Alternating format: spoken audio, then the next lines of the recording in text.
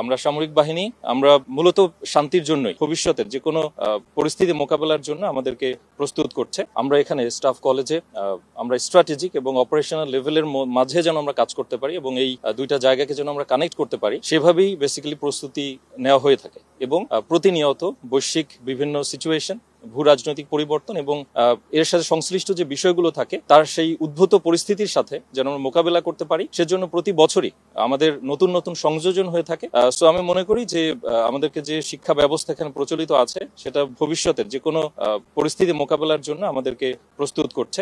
আমরা সামরিক বাহিনী আমরা মূলত শান্তির জন্যই, সো যে কোনো যুদ্ধের পরে যেন আমরা শান্তি স্থাপন করতে পারি সেটারই মূলত প্রশিক্ষণ আমাদের হয়ে থাকে। এবং আপনারা নিশ্চয়ই জেনে থাকবেন যে বিভিন্ন জাতিসংঘ শান্তিরক্ষী মিশনে আমরা বাংলাদেশ সশস্ত্র বাহিনী কিভাবে আমরা শান্তির দূত হিসেবে কাজ করছি এবং জাতীয় এবং আন্তর্জাতিক পর্যায়ে আমরা নানাভাবে প্রশংসিত হয়েছে।